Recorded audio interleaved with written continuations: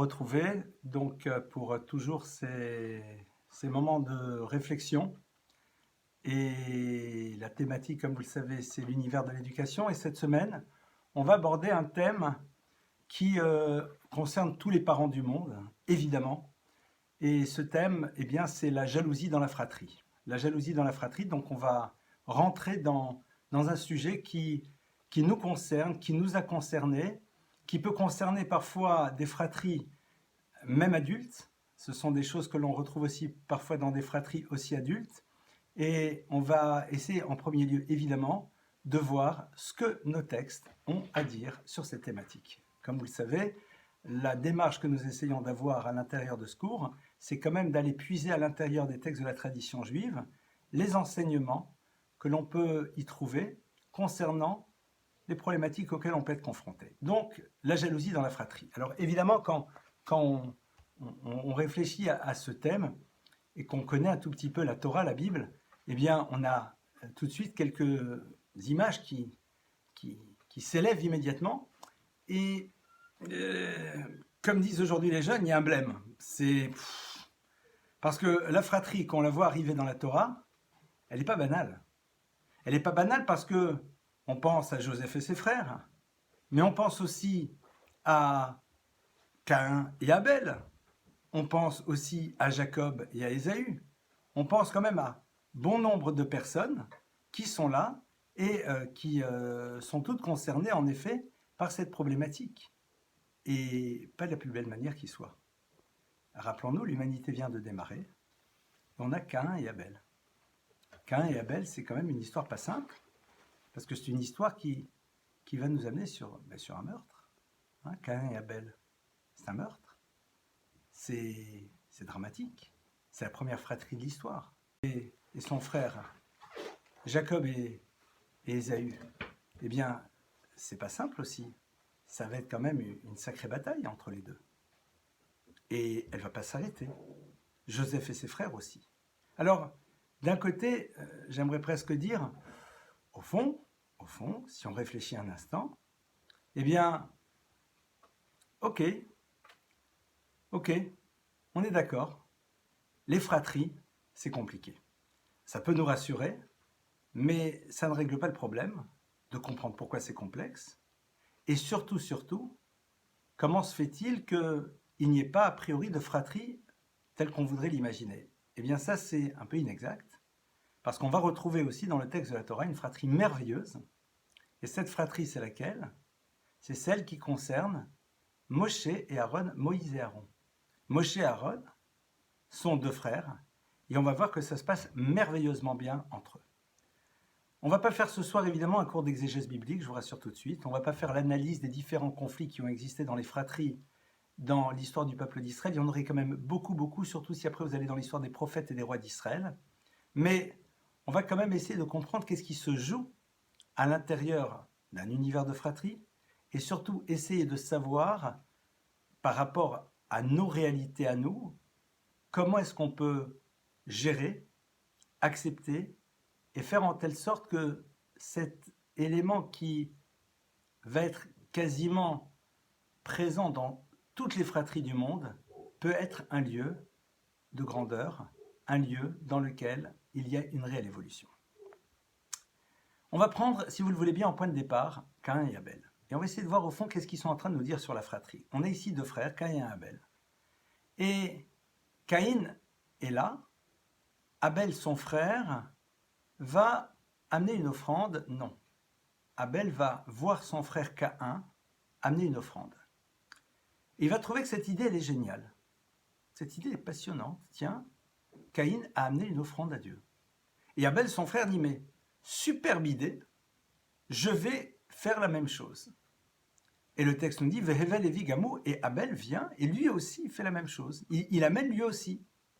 Mais là, il y a un petit problème, c'est que le texte nous dit, Vaïsha Hashem, que Dieu se tourne vers l'offrande de Abel, le petit frère, et pas vers celle de Caïn. Et à ce moment-là, les choses dégénèrent. Alors vous allez me dire, mais d'abord, c'est quoi cette histoire? Qu'est-ce que Dieu fait dans cette histoire? Qu'est-ce qui s'est passé? Et à partir de là, évidemment, pourquoi Caïn réagit-il de manière aussi forte, aussi violente, au point de tuer son frère? Sans rentrer dans l'exégèse en profondeur du texte, l'idée, et je la partage en surface, Caïn a voulu amener une offrande au Créateur de l'univers. Il s'est rendu compte que on crée un lien en renonçant à quelque chose qui nous appartient pour pouvoir créer la relation à l'autre. La notion du korban, c'est la notion d'être proche, et Caïn dit, voilà, cette chose est à moi, et j'ai envie de la partager avec le Créateur de l'univers, bien que tout lui appartienne. Au niveau du symbole, c'est ça que ça veut dire. Seulement, Caïn a eu cette idée, puis il prend ce qu'il a. Et Vel dit, mais cette idée extraordinaire, c'est-à-dire c'est en sacrifiant quelque chose de soi que l'on peut être proche, ce qui est au passage une leçon de vie fondamentale, surtout dans l'univers de la famille, et plus particulièrement dans le couple. Et que se passe-t-il? Eh bien, il décide de faire la même chose, mais il rajoute quelque chose. Il se dit, mais dans ce cas-là, autant faire les choses le mieux possible, et il choisit ce qu'il a de mieux. Il choisit de ce qu'il y a de mieux pour pouvoir, entre guillemets, l'offrir à Dieu, bien que Dieu n'a rien besoin, évidemment. Et lorsque Dieu accepte son offrande, traduction, Dieu est en train de vouloir dire à Abel, à Caïn, pardonnez-moi, au premier frère, tu sais, ton idée est géniale, mais à un moment tu as voulu te débarrasser des choses en prenant ce que tu avais et puis voilà, on le fait. Et ça c'est une erreur. Et ton frère a compris que quand on a envie de créer un rapprochement, on cherche à être dans l'excellence. Et ça, c'est ce que j'ai envie de t'apprendre. Donc au fond, qu'est-ce qui se passe? On a ici une idée qui est passionnante. On a deux frères et on a un tiers. Ce tiers ici, c'est en l'occurrence Dieu. Et chacun des frères est dans l'attente que ce qu'il fait soit reconnu. Et Caïn pense que ce qu'il a fait doit être reconnu. Et il voit que ce n'est pas reconnu immédiatement, que c'est d'abord l'acte de son frère qui est reconnu. Et là, il a deux options. La première option, c'est de s'interroger, de se dire, pourtant, a priori, j'ai fait bien, pourquoi Dieu a-t-il décidé d'accepter en premier lieu son offrande? Première lecture. D'accord? A priori, je pensais avoir fait bien. Et pourtant, Dieu accepte la sienne avant la mienne. Est-ce que Dieu n'est-il pas en train de me dire quelque chose? Option numéro 2. Et c'est celle qu'il choisit. C'est injuste. C'est injuste. C'est pas juste. C'est-à-dire que, pour moi, c'est pas comme ça que ça devrait se passer. Et donc, à partir de là, il y a tout un processus qui se met en place. C'est-à-dire que le premier problème du conflit dans la fratrie démarre de la lecture inexacte qu'un enfant va faire d'une attitude parentale par rapport à lui et face à un frère, face à une sœur, face à un tiers. C'est ça, au fond, ce qui est en train de se passer. Ce qui est en train de se passer, c'est que Caïn va décider que Dieu est injuste parce que Dieu a préféré son frère. Il n'envisage pas une seconde lecture. Et en effet, dans la vie, c'est tellement plus simple et il est un peu normal que l'enfant réagisse comme ça. Pourquoi? Parce que regardez-nous en tant qu'adultes, entre vous et moi, dans une situation pareille. On a essayé de faire les choses le mieux possible et on voit que l'autre a fait, et non seulement l'autre a fait, mais il s'est inspiré de nous et c'est l'autre qui passe en premier. C'est pas juste, c'est pas normal, c'est honteux. C'est possible. Ou alors il y a autre chose. Et cette autre chose, c'est quoi? Eh bien, c'est de décider peut-être qu'on peut traduire différemment les choses. Et qu'il n'y a pas d'injustice ici, mais qu'il y a peut-être un enseignement à prendre. Au fond, l'enseignement que Dieu veut partager avec Caïn, c'est que dans la vie qu'on fait les choses, on les fait le mieux possible. Ça ne veut pas dire que ce que tu as fait est mal. Quelque part, Dieu est en train de révéler à Caïn que Caïn a la possibilité d'avoir cette lecture-là. Parce que si Caïn n'avait pas cette possibilité, eh bien, Dieu n'aurait pas fait cela. Et d'ailleurs, c'est ce qu'il va lui dire. Il va lui dire la chose suivante. Il dit, mais pourquoi tu es en colère? Pourquoi, littéralement, ta tête est tombée? Texte très, très curieux. Pourquoi naflou panera, directement ton visage est tombé. Haloim taïtiv sehet. Si tu es dans la dynamique de bien, si tu es dans la dynamique du bien, eh bien, ce het, tu pourras supporter. Veimlav, et sinon, la petachata trovetz, eh bien, la faute se trouve cachée, la faute se trouve cachée devant toi. Imtaitiv, si tu es dans la dynamique du bien, tu pourras supporter. C'est-à-dire, si au fond, tu cherches à t'améliorer, si tu cherches à progresser, alors tu pourras supporter l'événement, et à partir de cela, tu pourras avancer. Mais là, qu'est-ce qu'il est en train de nous dire? Naflu panecha. Naflu panecha, c'est-à-dire ton visage est tourné vers le bas. Traduction, tu regardes ta problématique, tu es figé sur elle et tu te dis c'est pas juste, c'est pas juste, c'est pas juste, c'est pas juste, c'est pas juste, c'est pas juste, c'est pas normal, je suis pas d'accord. Et on va voir que donc, le point d'entrée de la réflexion sur la jalousie, au niveau des enfants, d'après la Torah, va se situer ici. Quelle est la lecture que l'enfant va faire d'une situation? Et à partir de cela, évidemment, son sentiment négatif va émerger. Et ici, eh bien, ça se traduit par quoi? Je tue l'autre.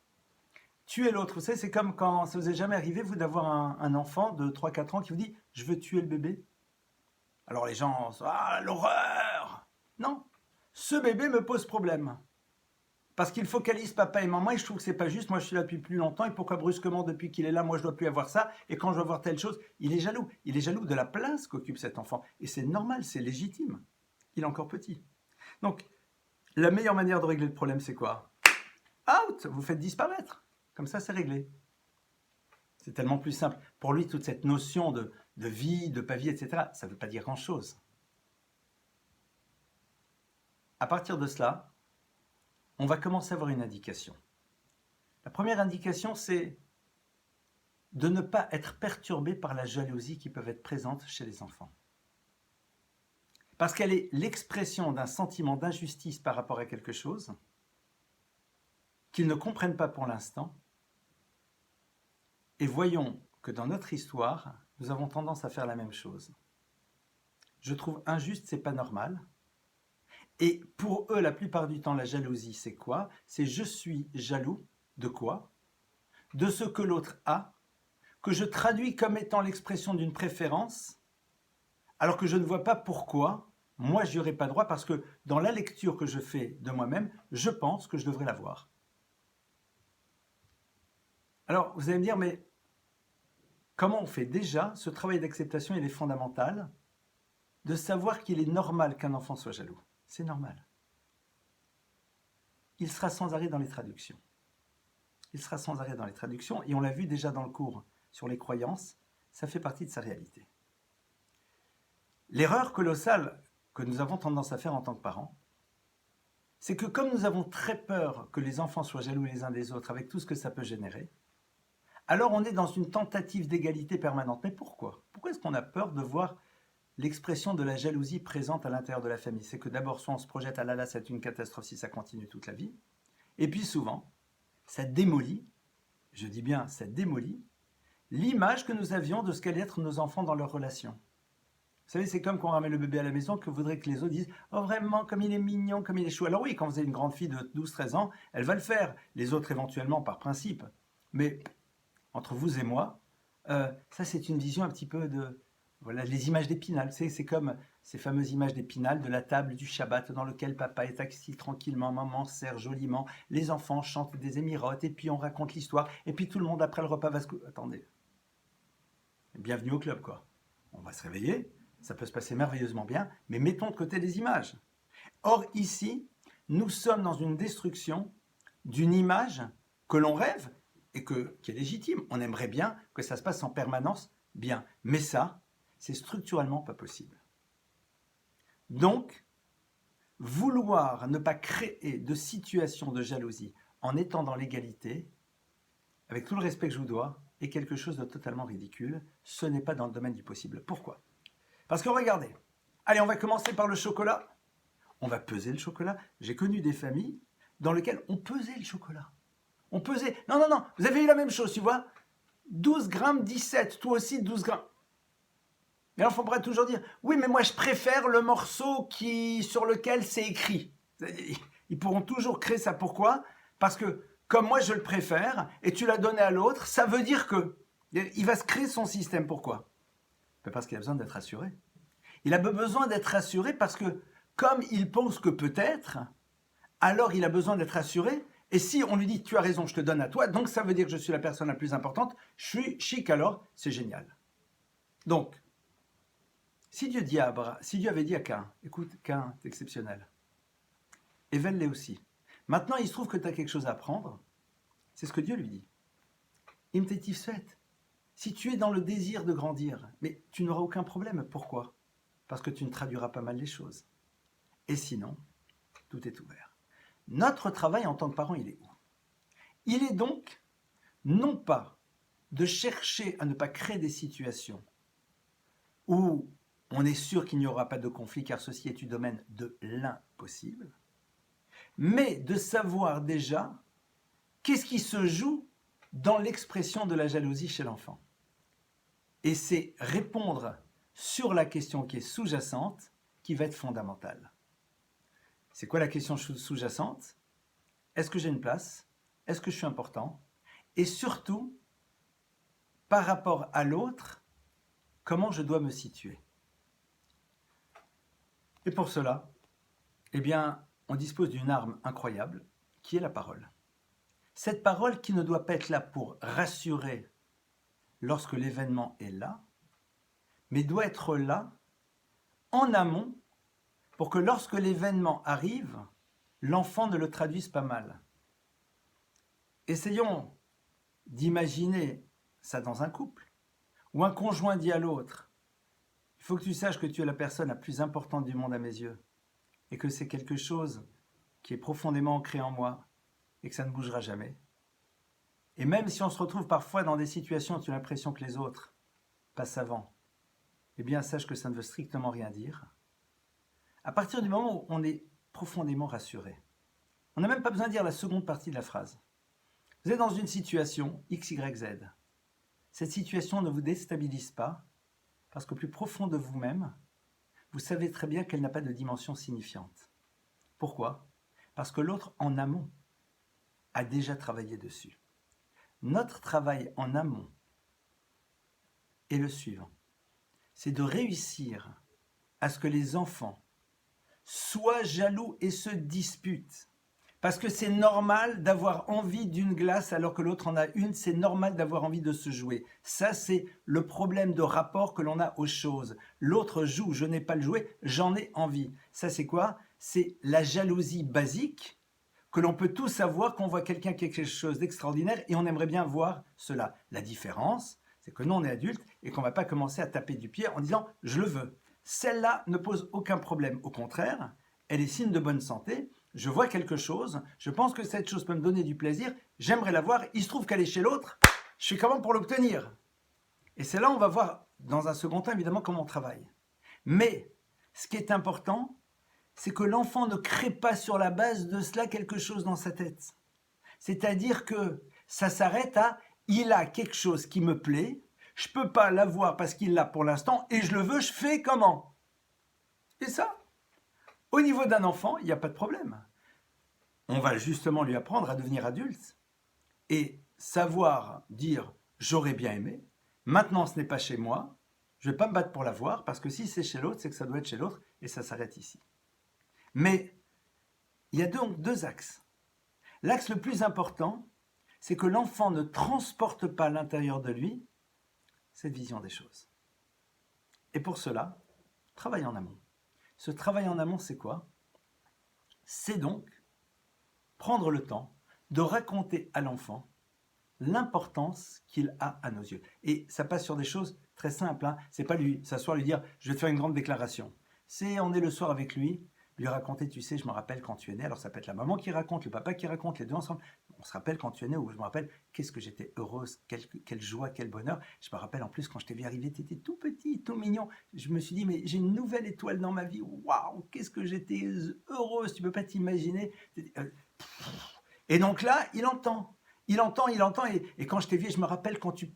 Donc l'enfant voit et entend cela. Et l'autre, il entendra aussi, avec d'autres mots, mais la même chose. Donc chaque enfant a cette conviction profonde qu'il est ce que l'on appelle Ben Yachid, un enfant unique. Parce qu'il est unique pour nous, et c'est vrai qu'il est unique pour nous, entre vous et moi. Seulement, on a juste oublié de lui dire. Et de le lui dire avec un langage qui est à sa portée, et sur lesquels on doit s'investir très tôt. Comment est-ce qu'on fait pour donner à l'enfant cette dimension-là? C'est, quand il nous appelle parfois, être capable de s'arrêter, de s'interrompre et dire « J'ai vu que pour toi c'était important que je vienne, alors je me suis interrompu dans ce que je faisais, même si c'est très important, parce que tu m'as appelé. » C'est-à-dire, lui, qu'il entende, waouh, papa qui avait quelque chose, maman qui avait quelque chose d'important me dit « Comme tu m'as appelé, j'ai décidé. » Donc vous lui montrez bien que c'est l'expression d'un choix. « Comme tu m'as appelé, alors j'ai décidé que. » Et donc, on renforce, et ça, je vous propose de le faire de manière régulière. C'est-à-dire, qu'est-ce que je suis fier d'avoir un garçon comme toi. Qu'est-ce que je suis heureux d'avoir une fille comme toi. Vraiment, t'es extraordinaire. Et on ne va pas le faire du matin, midi, soir. Hein. Évidemment, sinon après, ça n'a plus de saveur. Mais, le fait que ce soit présent de temps à autre va énormément aider l'enfant à ne pas rentrer dans ce monde de traduction. Maintenant, évidemment, il va y avoir ce que l'on appelle la jalousie technique, c'est-à-dire celle qu'il est normal d'avoir. La difficulté, c'est dès le moment où moi je vois quelqu'un qui a quelque chose de très sympa. Alors bien sûr, si j'étais à un niveau beaucoup plus élevé, je dirais, s'il a et moi je ne l'ai pas, c'est que Dieu ne veut pas, et qu'est-ce que je regarde? Évidemment. Mais bon, en tout cas, en ce qui me concerne, je ne vais pas prendre pour ce que je ne suis pas. Donc on regarde, dit, ouais, ça a l'air super ce truc-là, ça serait bien. Et puis après, bon, ben, très bien, Mazal Tov, ben, on est très content que l'autre ait. Et si un jour on l'a, ben, on sera très content, et si on ne l'a pas, ben, on sera très content aussi. D'accord? Mais, vous allez dire, mais vous avez, oui, mais est-ce que je me suis battu pour? Est-ce que j'ai été dans une stratégie? Est-ce que je lui en veux? Non. Il l'a, c'est joli, c'est sympa, tiens. Regardez, vous êtes dans n'importe quel endroit, vous voyez quelqu'un qui... On a le droit d'admirer quelque chose, de dire, tiens, ça serait sympa. J'aimerais bien. Mais ça s'arrête ici. Ce qu'il faut, c'est apprendre à l'enfant à arriver à ce stade-là. Mais évidemment, nous déjà en tant qu'adultes, c'est peut-être pas toujours si simple. Alors on voudrait que l'enfant, il est totalement dans le monde de la matérialité. Il est dans le monde de la consommation, de l'immédiateté, et c'est normal. L'enfant est essentiellement en premier lieu l'expression d'un gouffre, d'un corps. Et au fur et à mesure, on va faire émerger chez lui sa dimension plus élevée, plus spirituelle. Donc c'est notre travail d'éducateur. Donc, on n'a pas à s'inquiéter de voir un enfant qui réagit de manière, et je mets 14 guillemets entre les mots, animale par rapport à quelque chose. Chez les animaux, il y en a un qui voit que l'autre il a telle chose, il fonce, il lui saute dessus pour le lui prendre, et ils se battent. Pourquoi? Parce que je le veux. Et là-bas, c'est pas, ah ben c'est pas mal, non mais c'est Mina Shamaïm, hein. Non, c'est, on y va, boum, et on récupère. Bon, ben, c'est un petit peu ça le principe. Il voit quelque chose, pam, il tape, mam, il mord, il veut, je veux obtenir. Alors, concrètement, on fait quoi? Qu'est-ce qu'on fait? Donc déjà, on n'est pas dans l'égalité. Mais, premier axe, comme on l'a vu, rassurer. Deuxième axe, que l'enfant sache apprécier ce qu'il a, pour ne pas qu'il ait l'impression qu'en vérité l'autre a et lui n'a pas. Là, je ne parle même plus de la traduction, mais comment est-ce qu'on fait cela? Il y a un mot que j'aime beaucoup qui s'appelle faire mousser. Faire mousser, c'est lorsque l'on donne quelque chose à l'enfant. Ça peut être même une chose banale, et bien lui dire « Waouh, c'est génial, ah, c'est super !» Et pas être « Dis-moi, faudrait peut-être dire merci, hein, c'est honteux. » Non, ça on l'a tous fait un jour, mais vaut mieux pas. Être capable de dire « Waouh, c'est super !» et surtout, réactiver cela de temps à autre pour que l'enfant, lorsqu'il va dire « Oui, mais pourquoi moi aussi je veux ?» on soit capable de lui dire « Je comprends. » Parce que c'est légitime, donc rappelez-vous toujours, l'enfant jaloux, c'est légitime. Je comprends que tu veux, c'est normal. C'est légitime d'avoir envie de quelque chose, mais est-ce que tu te rappelles que toi tu as eu ça? Oui, mais moi, ça, c'était nul et ça. C'est possible, alors la prochaine fois, on te donne pas ça, tu préfères que la prochaine fois, on te donne ça? D'accord, j'entends. Elle va dire, ah non, non, non, non, il est un peu embrouillé. Mais les messages passent. Les messages passent à ce niveau-là. Seconde chose, évidemment, c'est d'apprendre et de faire passer le message suivant, c'est que chacun dans la vie a quelque chose de différent. Chacun dans la vie a quelque chose de différent. Et on commence à introduire cela en étant capable de privilégier l'un par rapport à l'autre. Et au moment où l'autre n'est pas d'accord, et ce qui est normal de dire, mais toi aussi, tu auras quelque chose. Non pas pour compenser, mais parce que à un moment c'est lui, à un moment c'est toi, à un moment c'est toi, et à un moment c'est lui. Ils vont, pardonnez-moi l'expression, râler, c'est normal. Ils vont faire ce que j'appelle leur job d'enfant, qui veut dans l'immédiateté quelque chose. Mais là-dessus, il faut les accepter, les comprendre, et leur dire, je comprends, toi aussi à un moment il y aura, parfois c'est lui qui est en premier, parfois c'est l'autre qui est en premier, parfois vous aurez les deux, c'est comme ça. Et c'est comme me disait un jour un très grand maître, il me disait, c'est ce qu'on appelle Zemetziut HaChaim. Ça, on leur apprend la réalité de la vie. C'est ça la réalité de la vie. Voilà déjà quelques pistes, évidemment, par rapport à l'introduction. Alors, ça va pas être un cours qui va être trop long ce soir parce que c'est un cours très long. Et donc, j'ai vraiment envie d'ouvrir quelques portes. Donc, voici déjà un axe à mettre en place. Maintenant, évidemment, on va, si vous le voulez, avancer sur ces autres fratries et voir ce qu'elles sont en train de nous dire.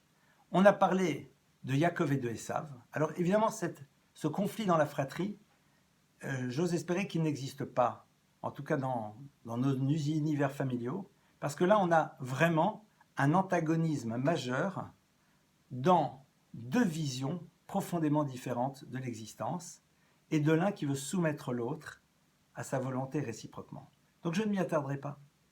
Enfin, j'aimerais m'y attarder parce qu'il y a beaucoup d'enseignements, mais on va passer aux deux dernières dont j'avais envie de traiter avec vous ce soir, Joseph et ses frères, et Moïse et Aaron, qui est la fratrie dans laquelle les choses vont superbement bien. Yosef et ses frères, c'est justement le problème de la lecture. Notre père le préfère, et c'est insupportable. C'est-à-dire, c'est insupportable de voir face à nous quelque chose qui semble nous dire au quotidien qu'il y a une préférence. La difficulté qu'il y a, c'est que elle existe, cette préférence. Elle existe. Pourquoi? Yosef est le fils de Rachel. Et Rachel, c'est la femme par excellence de Yaakov. C'est la première qu'il a voulu épouser, puis après c'est Léa, et puis après c'est Bila et Zilpa, mais Rachel. Yosef, c'est le premier enfant qu'il a de cette femme, qui est a priori celle avec laquelle il voulait se marier au tout début. Et il y a en effet une relation particulière entre Yaakov et Joseph. C'est-à-dire que eux, ce qu'ils voient, c'est quand même l'expression d'une réalité. Alors évidemment, pourquoi ça a dégénéré au niveau des tribus? C'est pas le sujet de ce soir, ça serait un autre cours, et je suis désolé plusieurs fois de vous dire que ça serait un autre cours, ça serait vraiment un autre cours. Par contre, ce qui est intéressant ici, c'est de voir que dans la Torah, on voit qu'il y a en effet des affinités différentes avec nos enfants. Les affinités différentes ne veulent pas dire pour autant un amour différent. Dans la vie, on rencontre des gens et on a certaines résonances avec des personnes et pas avec d'autres. Pourquoi? On pourrait rentrer dans des explications kabbalistiques, parfois ils ont la même racine d'âme, que sais-je. Il y a des personnes avec lesquelles ça fait écho, d'autres qu'on apprécie, qui sont sympathiques, mais il n'y a pas de résonance, il n'y a pas de complicité, il n'y a pas de... Vous savez, cette compréhension à demi-mot, parce qu'on fonctionne un peu de la même manière. Et c'est la même chose avec nos enfants. Et nos enfants vont le percevoir. Ils vont le percevoir parce qu'on ne va pas cacher qu'avec certains enfants, il y a un dialogue plus simple. Parce qu'on les comprend mieux, parce qu'ils nous ressemblent. D'ailleurs, on le voit dans tous les couples. Parfois, un conjoint, on va lui dire « Discute avec lui parce que toi, tu sais. Moi, je ne sais pas de la même manière que toi. » Pourquoi? Parce que, voilà, il n'y a pas... c'est comme ça. C'est comme ça. Seulement, qu'il y ait une complicité différente, ce n'est pas un problème. Là où ça poserait problème, c'est si on les aime de manière différente.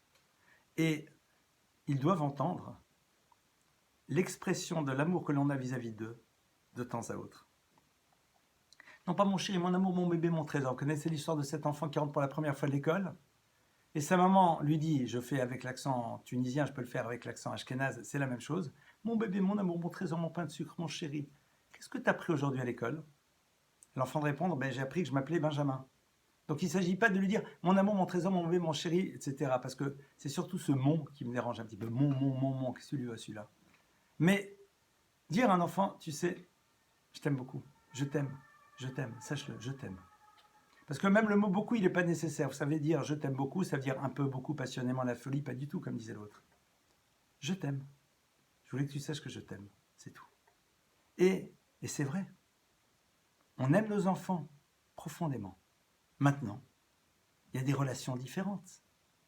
Et dans la mesure où l'enfant se sent en relation avec un des deux parents, mais pas avec l'autre.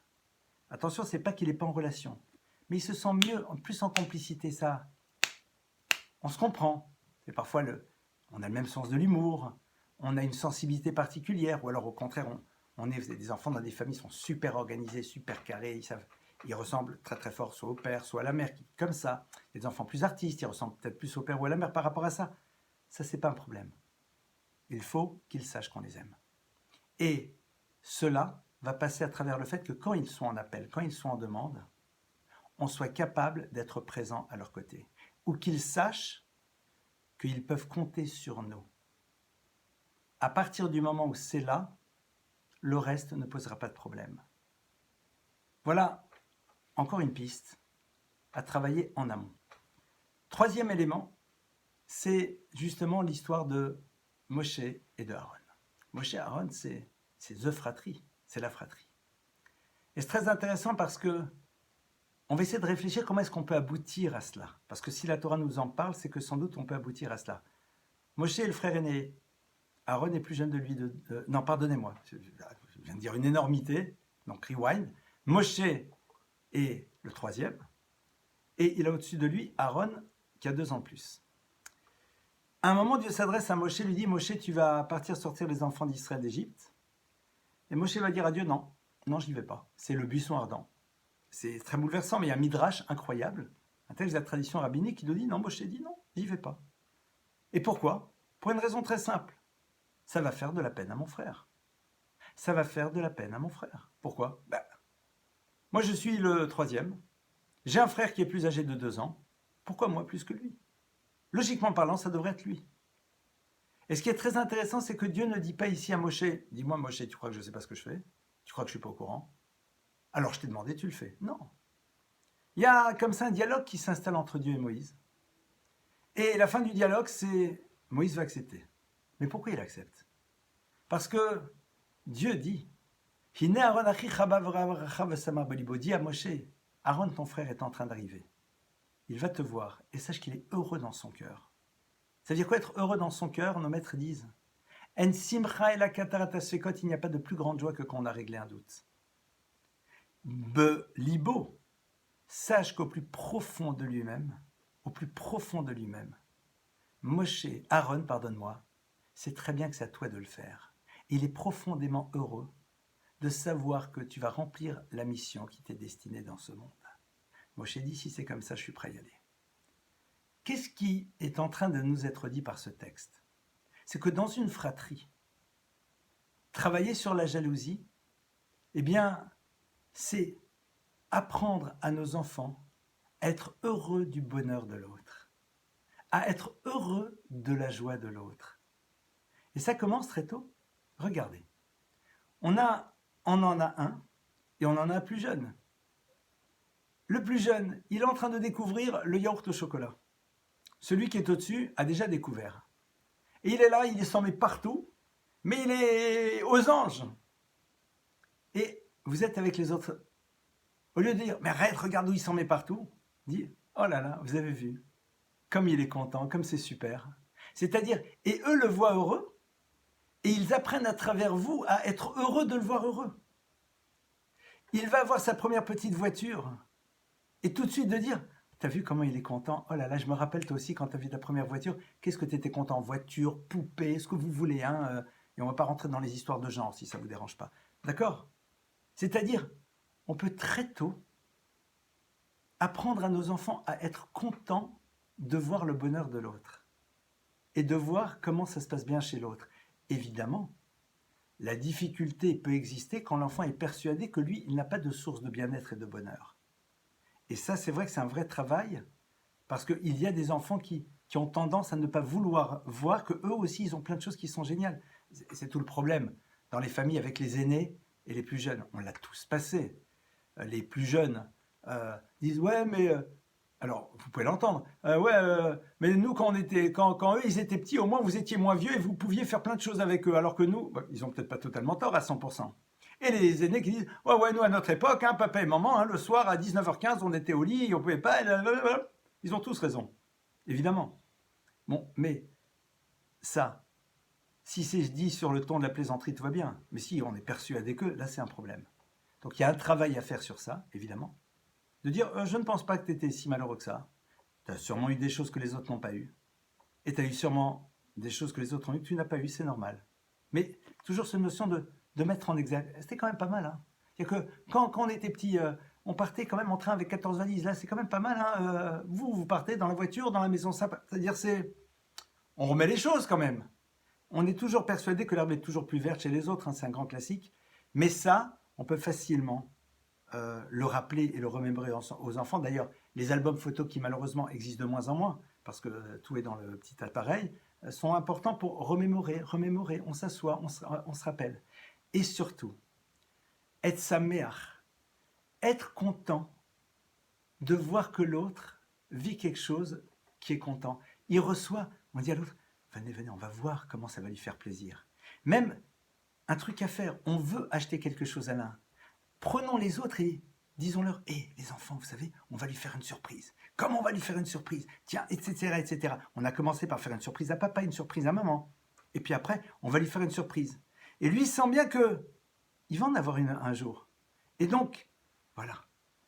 On est content de faire plaisir à l'autre. On est content de voir que l'autre est content. On rit de le voir content.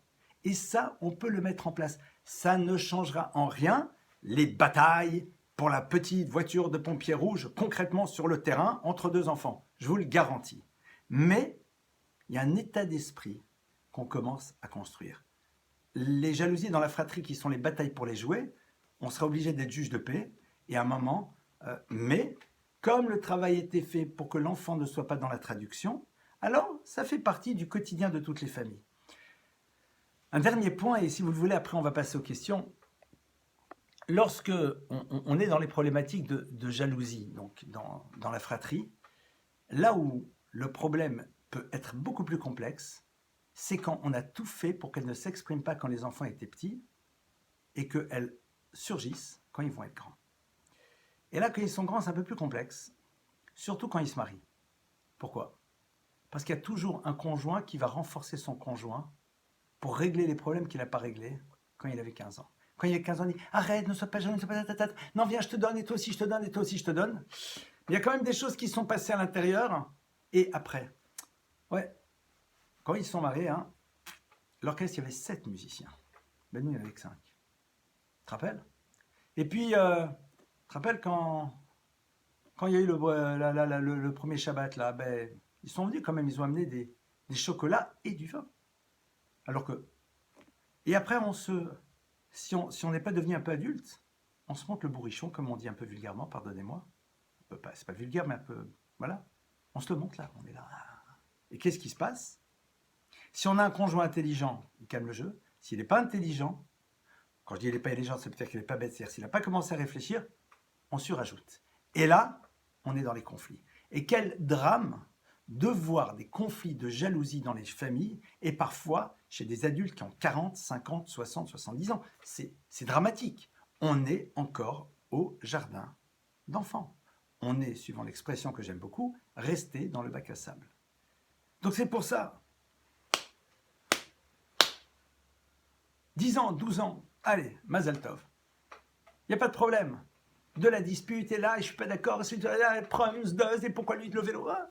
Allez, on essaye de faire tout le travail qu'on a fait en amont, mais on a réglé les choses. Et après, il y a une solidarité. Il Il y a une solidarité, il y a une proximité. Et après, oui, il y aura une différence. Au mariage de l'un, il y aura 7, et de l'autre, il y aura 5. Et lui, on lui a prêté telle chose, et lui, on ne lui a pas prêté la... Attention, le point sur lequel il faut faire très attention, c'est au niveau de l'argent. Sur ça, il faut qu'il y ait égalité, ou des règles. C'est-à-dire, on va aider nos enfants, on veut leur donner des coups de main, on doit être identique. Il y en a qui a beaucoup plus besoin que l'autre, ça doit être dans l'identique. Évidemment, quand on est vraiment devenu adulte et qu'on voit que parfois les parents préfèrent plus donner un coup de main à l'autre cas, si on est adulte, on dit c'est pas notre problème, tout va bien. Si on est construit à l'intérieur, parce qu'on ne traduit pas ça d'une manière négative et c'est pas notre problème. Mais nous, en tant que parents, par contre, Al Yeshan et Adam, il y a marqué qu'il ne faut pas faire de différence. Comme j'ai dit, la différence, c'est pas le problème des carreaux de chocolat, mais c'est sur des choses qui sont, comment dire, mashmaoutim, c'est-à-dire qui véritablement sont visibles, sont fortes. Là, en effet, sur ça, il faut être extrêmement vigilant parce que on ne sait pas ce que ça peut créer à l'intérieur et tout ce que ça peut générer par la suite. Si le travail a été fait en amont, comme on a essayé de l'exprimer, c'est évident que même si on fait cette erreur, ça amoindrira, mais ça ne sert à rien de créer des situations de crise. Donc ça, c'est au niveau de l'univers du monde adulte. L'univers du monde adulte, lorsque les jalousies sont toujours présentes, elles sont dramatiques, vraiment, parce que on est dans une forme de focale, et là, on rentre dans une forme d'auto-persuasion des choses, et derrière, c'est quoi l'enjeu? Pourquoi il l'aime plus lui que moi? Qu'est-ce que j'ai fait de mal pour être le mal-aimé? Et donc, on est là avec cette question lancinante, et on rentre dans les problématiques qu'on avait déjà évoquées des croyances, et chaque fois qu'on va voir un événement, on va le traduire de cette manière, de cette manière, de cette manière, avec toutes les incidences que ça peut avoir. Voilà quelques pistes sur cette thématique. Je l'ai dit au début du cours, on va passer aux questions maintenant si vous le voulez bien dans quelques instants. J'ai volontairement redéfini le cadre de ce cours de manière assez limitée, parce que c'est un sujet qui est extrêmement vaste. On a exploré quelques pistes. D'ailleurs, ce cours sera sur la vidéo, donc vous pourrez le réécouter si vous le voulez. Et maintenant, ce que je vous propose, c'est de passer aux questions. Il me semble que ce que l'animateur va faire, il va vous demander de lui envoyer vos questions par écrit. Ça sera quand même beaucoup plus simple pour que je puisse y répondre. On a en tout cas ce soir ouvert des portes sur cet univers de la jalousie. On a vu ensemble qu'est-ce qui se joue derrière cela, quelques pistes pour savoir comment prévenir des effets pervers de la jalousie tout en sachant qu'il y aura une jalousie inhérente à la relation, surtout quand l'enfant est petit et qui est totalement normale. Ce sont les traductions de celle-ci qui sont fondamentales et surtout sur le dernier point, pour pouvoir, en dehors du dernier point que j'ai évoqué, pardonnez-moi, sur la jalousie au niveau du monde adulte, faire en telle sorte que, en amont, on puisse travailler en apprenant à nos enfants à être heureux de voir que l'autre a quelque chose qui lui fait plaisir. Et ça, évidemment, ça passe que dans la mesure où nous-mêmes sommes capables de le faire. C'est-à-dire que nos enfants perçoivent que dans notre vie, quand on voit que quelqu'un a quelque chose d'extraordinaire, nous en sommes contents, et réellement contents. Pourquoi? Parce que si les choses doivent nous arriver, on doit les recevoir, on les recevra. Mais à cet instant-là, l'autre est heureux, il est content, il a eu quelque chose. Et donc, on est profondément heureux de voir le bonheur de l'autre. Apprenons à nos enfants à vivre la même chose dans leur relation avec leurs frères et sœurs. Et plus on commence tôt, mieux ça se passera par la suite. Ça ne veut pas dire qu'il n'y aura pas un moment des difficultés, c'est normal, l'adolescence, la post-adolescence, on est d'accord. Mais, c'est un travail qu'on peut faire en amont, et surtout, ouvrons les albums photos. Et rappelons à nos enfants que parfois ils ont des amnésies très sélectives, parce qu'on n'a peut-être pas toujours envie de se rappeler qu'au fond on a vécu des choses pas mal du tout, et que si même nous n'avons pas eu ce que d'autres ont eu, on a eu des choses qu'eux-mêmes n'ont pas eues, et que c'est ça au fond l'histoire d'une famille. Je vous remercie en tout cas pour votre écoute, et si vous le voulez bien maintenant, nous allons passer aux questions pendant un petit quart d'heure.